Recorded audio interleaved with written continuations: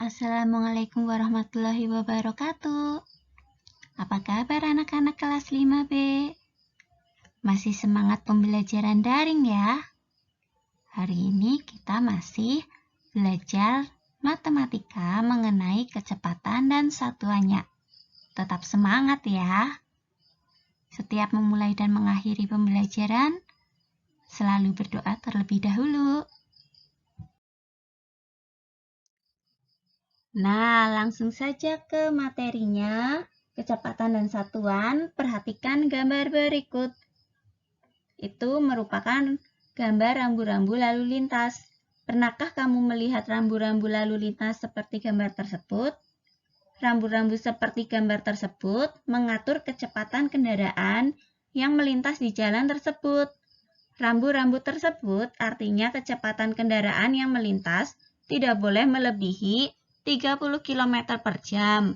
Dan gambar yang satunya lagi tidak boleh melebihi 10 km per jam. Untuk mengukur satuan kecepatan, biasanya digunakan satuan kilometer per jam. Selain kilometer per jam, satuan kecepatan lain yang perlu kamu ketahui antara lain kilometer per menit, kilometer per detik, meter per jam, meter per menit, sentimeter per jam, sentimeter per menit, sentimeter per detik, dan sebagainya. Nah, satuan kecepatan yang satu dapat diubah menjadi satuan kecepatan yang lainnya. Contohnya, 30 km per jam dijadikan kilometer per menit. 30 km berarti sudah sama, yaitu kilometer.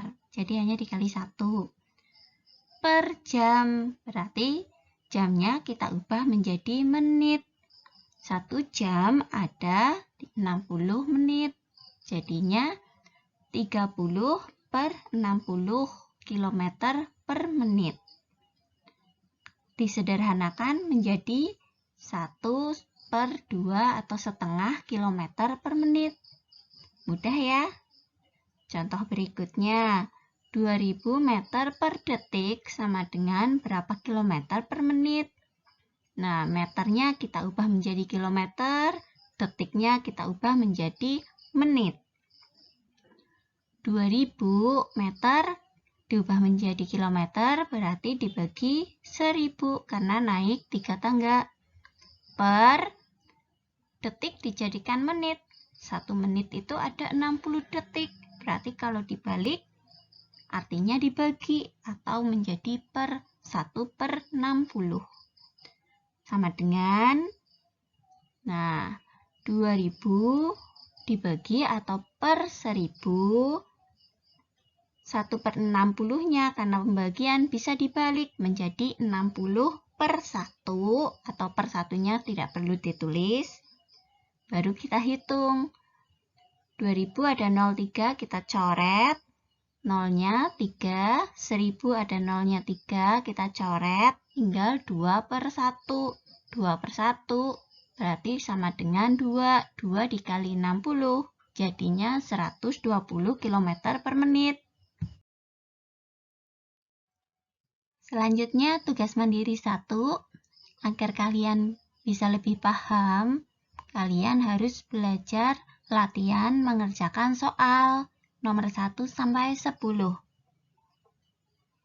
Untuk memudahkan bisa di screenshot terlebih dahulu. Nanti dikerjakan di buku tulis. Kalau ada pertanyaan, bisa tanya jawab di grup kelas.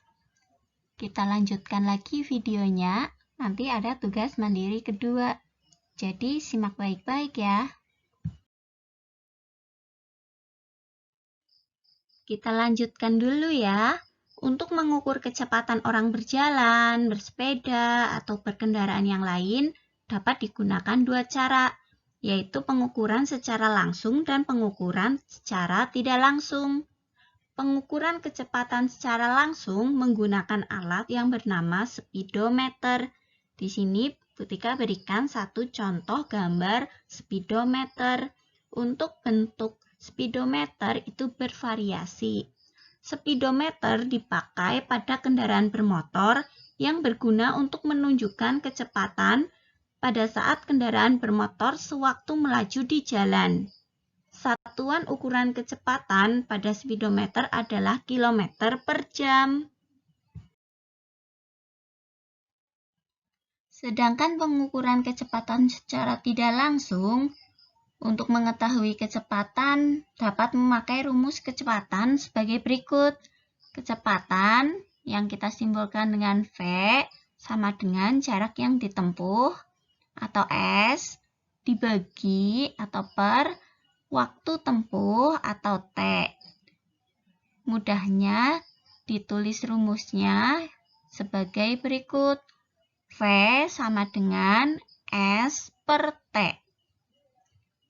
Dari rumus tersebut dapat ditentukan rumus untuk mengetahui jarak yang ditempuh ataupun waktu yang digunakan untuk menempuh jarak tersebut.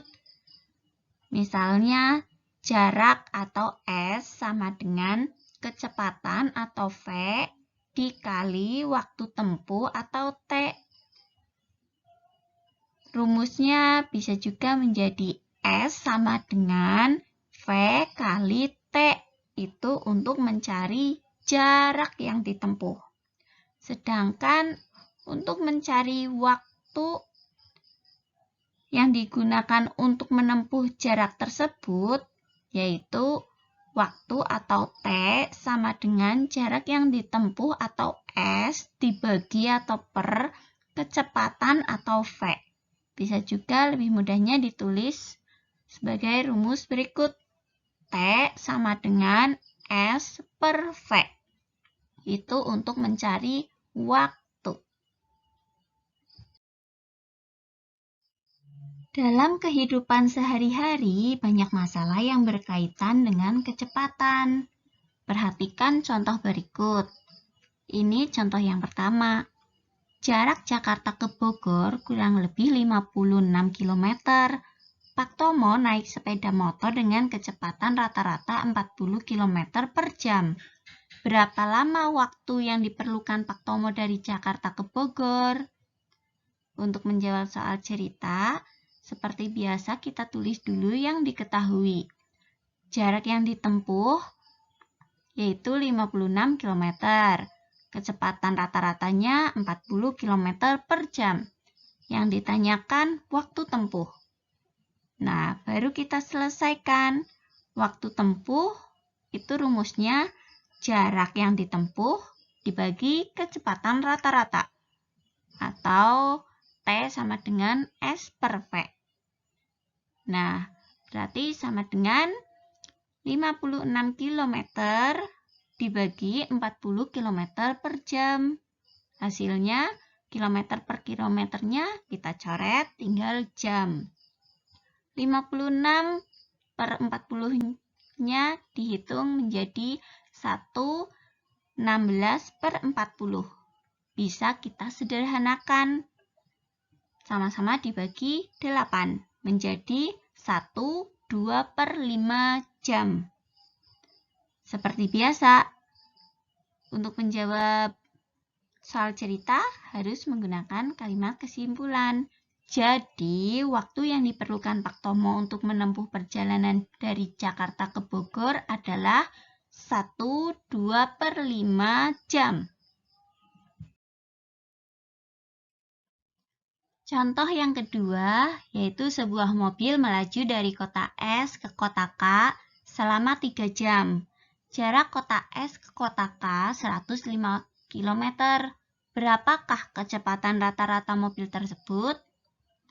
Nah, yang kita ketahui, waktu tempuh yaitu 3 jam. Jarak yang ditempuh yaitu 105 km. Yang ditanyakan kecepatan rata-rata. Berarti penyelesaiannya, kecepatan rata-rata sama dengan jarak yang ditempuh dibagi waktu tempuh. Atau V sama dengan S per T. Yaitu 105 km dibagi 3 jam. Sama dengan 105 dibagi 3, yaitu 35 km per jam. Jadi, kecepatan rata-rata mobil tersebut adalah 35 km per jam. Nah, selanjutnya tugas mandiri kedua. ada 5 soal, bentuknya soal cerita. Silahkan ditulis, diketahui, ditanyakan penyelesaiannya dan kalimat kesimpulannya. Oke, silahkan di screenshot terlebih dahulu, nanti bisa dikerjakan di buku tulis.